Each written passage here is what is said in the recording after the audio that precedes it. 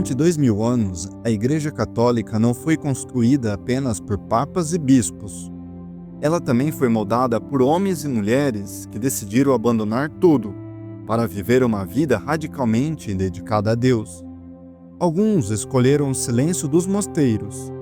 Outros atravessaram oceanos para evangelizar povos desconhecidos. Alguns dedicaram suas vidas ao estudo, outros aos pobres. Esses grupos são conhecidos como ordens religiosas. Cada uma tem sua espiritualidade, seu carisma e sua própria maneira de servir à igreja. Hoje vamos conhecer 10 das ordens religiosas mais influentes da história do catolicismo. E você vai perceber como cada uma delas ajudou a moldar o mundo cristão que conhecemos hoje.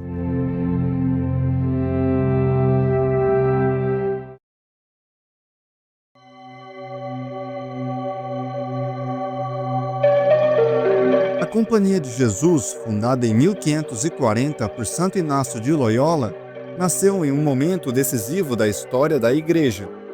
A Europa estava sendo abalada pela Revolução Protestante. Inácio reuniu um pequeno grupo de homens com uma missão clara: defender e expandir a fé católica pelo mundo.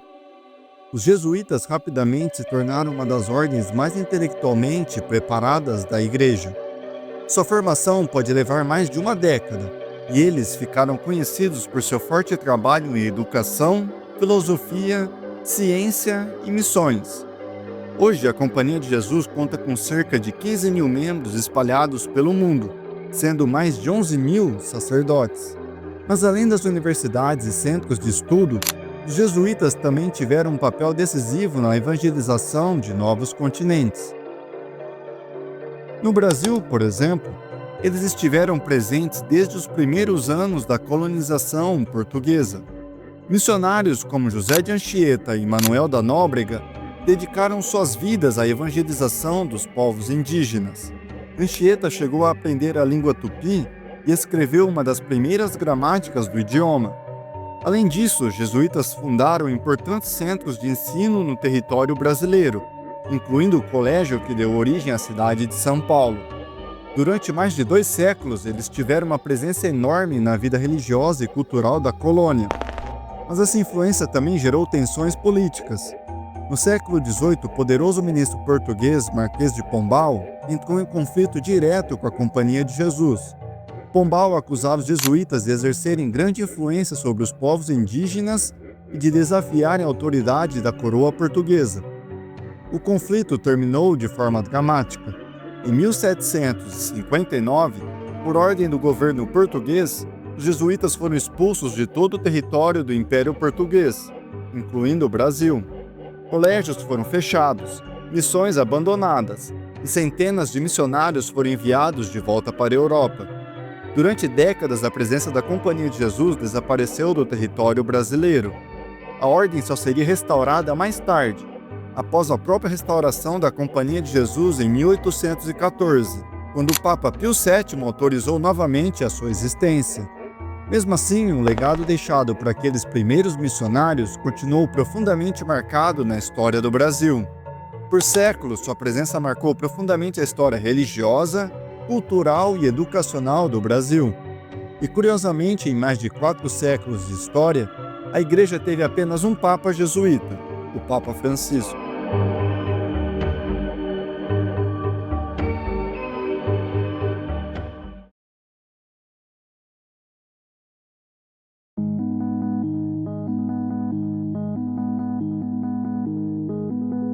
No século XIX, um sacerdote italiano percebeu um problema enorme nas cidades industrializadas: milhares de jovens abandonados nas ruas. Esse sacerdote era São João Bosco. Em 1859, ele fundou os Salesianos, uma congregação dedicada principalmente à educação e à formação da juventude.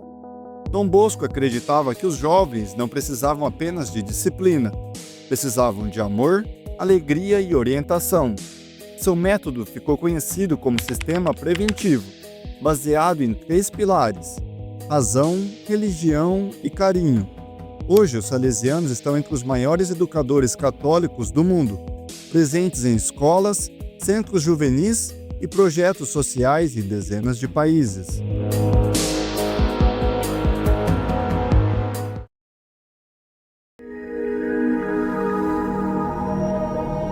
Se existe uma ordem que simboliza simplicidade e pobreza evangélica, é a ordem fundada por São Francisco de Assis em 1209.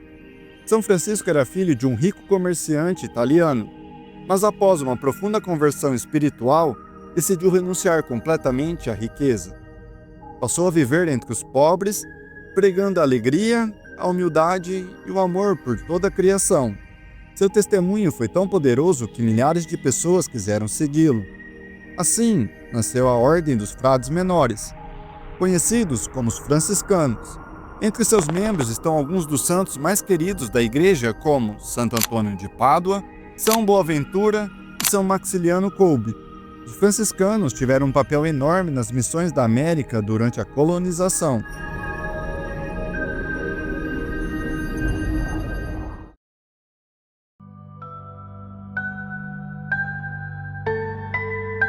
Os capuchinhos são um ramo reformado da família franciscana, surgida no século XVI. Eles quiseram voltar ao espírito mais radical de pobreza e simplicidade de São Francisco. Seu nome vem do capuz longo que faz parte de seu hábito. Os capuchinhos ficaram famosos por sua proximidade com o povo simples e pela vida de oração intensa. Entre seus santos mais conhecidos está São Padre Pio, um dos místicos mais extraordinários do século XX.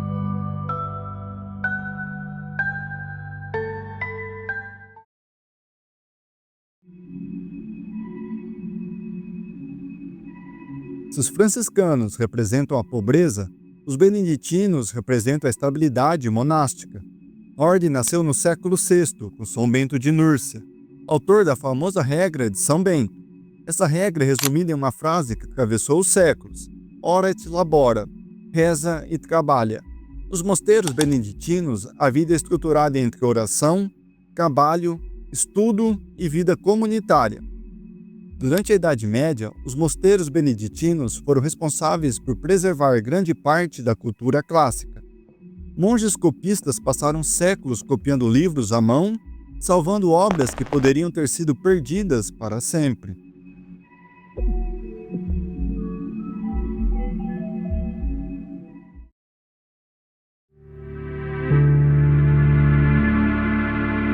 Uma congregação muito menos conhecida, mas extremamente importante, são os missionários do Verbo Divino. Eles foram fundados em 1875 pelo sacerdote alemão Santo Arnaldo Jansen. Seu foco principal sempre foi a evangelização em regiões distantes do mundo. Ásia, África e América Latina se tornaram campos missionários importantes para essa congregação. Hoje eles estão presentes em dezenas de países, muitas vezes em lugares onde o cristianismo ainda é minoria.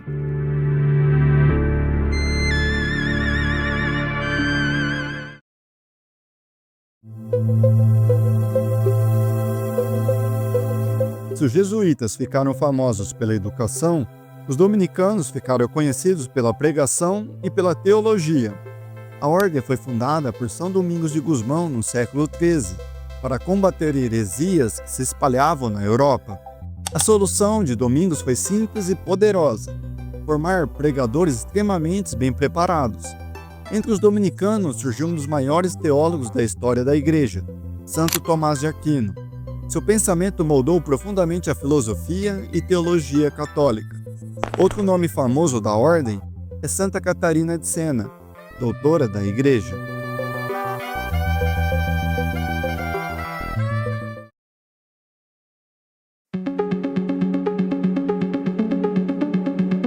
No século XVIII, um advogado italiano abandonou sua carreira para se tornar sacerdote.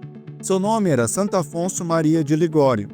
Ele percebeu que muitas regiões pobres da Itália praticamente não recebiam assistência espiritual. Assim, fundou os Redentoristas, dedicados a levar o Evangelho aos mais abandonados. A espiritualidade redentorista sempre teve uma forte devoção a Maria e um grande foco na pregação popular.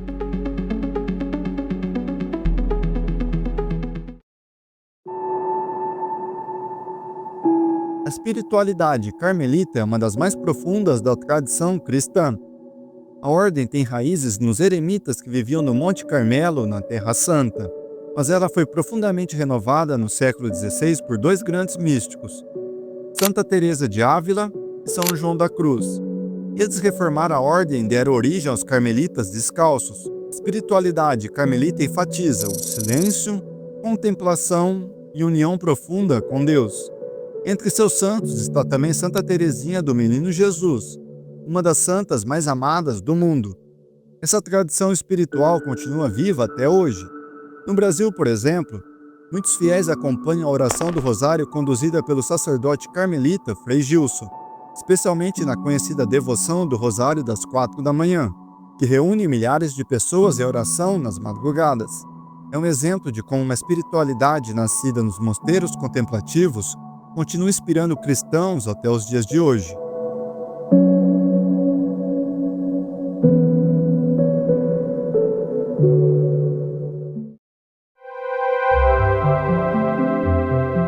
Outra ordem muito importante na história da Igreja são os agostinianos. Sua espiritualidade é inspirada nos escritos e regras de vida de um dos maiores pensadores do cristianismo, Santo Agostinho. Bispo de Hipona no século IV, Agostinho foi um dos maiores teólogos da história da Igreja. Seus escritos sobre graça, pecado, liberdade e vida interior influenciaram profundamente o pensamento cristão por mais de 2000 anos. A ordem agostiniana se estruturou oficialmente na Idade Média, reunindo comunidades religiosas que seguiam a regra de Santo Agostinho. Seu carisma baseia-se na caridade, reflete-se em 3 pilares principais: vida comunitária, busca pela verdade e serviço pastoral. Os agostinianos se tornaram especialmente presentes em universidades, paróquias e missões. Um fato curioso é que um dos personagens mais controversos da história do cristianismo também passou por essa ordem. Antes de iniciar a Revolução Protestante, Martinho Lutero foi um frade agostiniano na Alemanha. Sua ruptura com a Igreja acabaria desencadeando um dos maiores cismas da Igreja cristã. Mas a tradição agostiniana continuou viva dentro da Igreja Católica ao longo dos séculos, e ainda hoje seus religiosos continuam atuando em missões, paróquias e centros de ensino ao redor do mundo. O atual Papa Leão XIV é da ordem agostiniana. Rezemos pelo Santo Padre.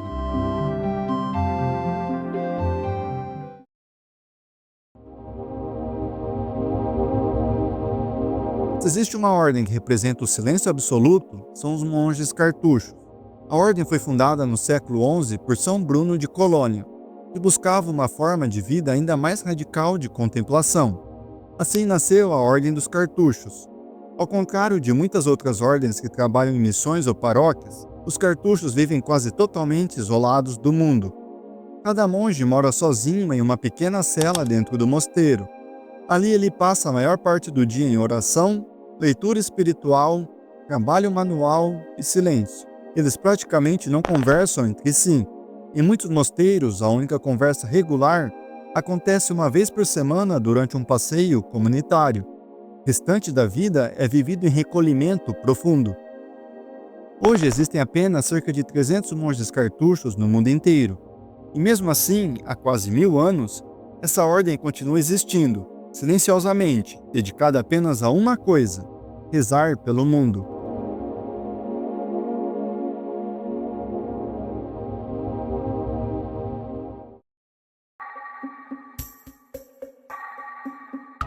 Essas são apenas algumas das muitas ordens religiosas que existem na Igreja Católica. Ao longo da história surgiram centenas de congregações, cada uma com sua missão específica. Algumas se dedicaram à oração silenciosa, outras viajaram para os cantos mais distantes do mundo, outras ensinaram, escreveram, construíram hospitais e cuidaram dos mais pobres. Mas todos nasceram da mesma decisão radical: entregar completamente a própria vida a Deus. E talvez seja exatamente por isso que 2000 anos depois, essas ordens ainda continuam mudando o mundo. Esse foi o vídeo de hoje. Eu espero que vocês tenham gostado de conhecer essas ordens. Que Deus abençoe você e até o próximo vídeo.